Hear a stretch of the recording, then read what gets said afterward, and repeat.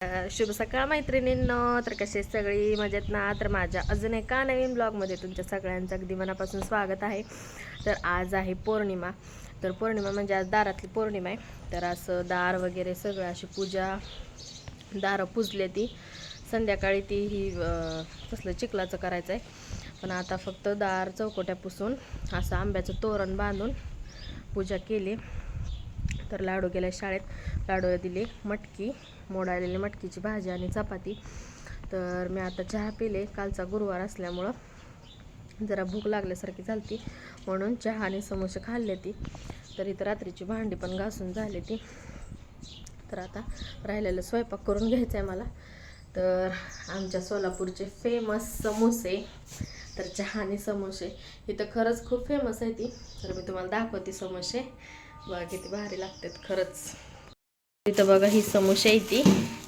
तर असे समोसे असते ती, याला त्रिकोणी आकाराचे आणि असे साखर लावलेली असते वरनं. तर खरं आमच्या इकडे एक लय फेमस आहेत समोसे. तर बिस्किट वगैरे चहासोबत खाण्याचा डबाच केला मैत्रिणींनो. आता वाजलेले संध्याकाळचे 6. तर माझी इथं पुरणाची तयारी चालू आहे. तर कणिक मळले, गोळ बारीक करून ठेवलाय, पापड्या पण तळून घेतल्या. तर भजी तळायला चालू आहे. तर इथं कुकरमध्ये डाळ शिजाय घातली. कुकरच्या काही शिट्ट्या होत नाही त्या, म्हणून त्याच्यावर असं पॅक असं खलबतावर ठेवून झाकलंय, जेणेकरून वाफ बाहेर जाऊनी म्हणून. तर लाडू म्हणते पुरण कधी शिजणार आहे मम्मा, तर मला वाटाय दी.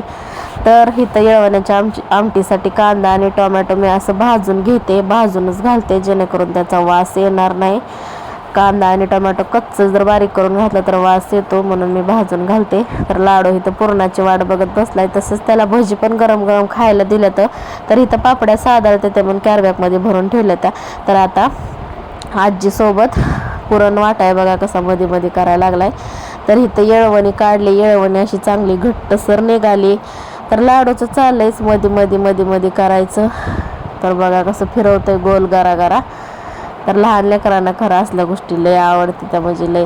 तर त्यानं एक पण घास पुरणाचा पण नाही खाल्ला आणि पोळीचा पण नाही खाल्ला, पण नुसतं करायची किती मिठी असते बघा. आजीला करू दे नाही, तो म्हणतोय मलाच करू दे.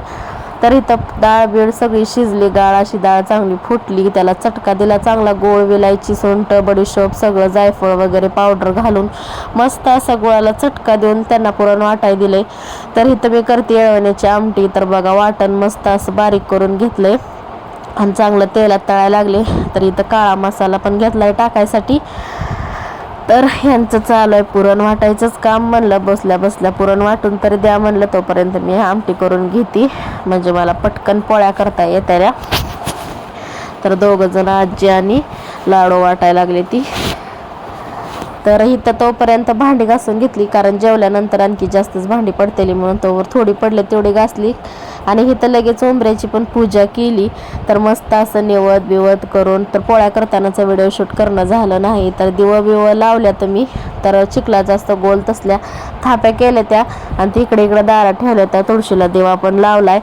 तर ती ज्वारीची ताटं आणायला लागली ती, तोपर्यंत पूजा करून घेतली. म्हणलं ताटा आणस तर लय उशीर होते. तर देवावर पण निवद वगैरे दाखवलाय, मस्त असं धूप दिवा लावलाय. तर निवद बिवद दाखवून तर लाडूला आता चारायली पोळी आणि आमटी. तर तो दूध आणि पोळी खात नाही, तर तो आमटी आणि पोळी खायलाय. तर इथं ताटं पण आणली ज्वारीची. तर ताटं पण इकडे ठेवले ती मी. तर पूजा झाल्यानंतर ताटं आली ज्वारीची, म्हणून आता ठेवली मी. तर बघा अशी दारातली पौर्णिमेची पूजा केली मी. तर कशी वाटली? तर आज काय काय केलंय जेवायला पौर्णिमेचा? तर आज आहे दारातली पौर्णिमा. तर पूजा बिजा सगळं झालंय, कारण मी संध्याकाळचा सण असतं म्हणून संध्याकाळीच केलाय.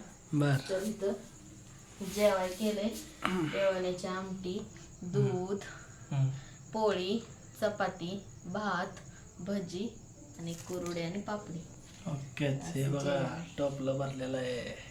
तर या जेवायला पापड आणि हे असं स्पेशल थाळ्याची या जेव. चला तर मग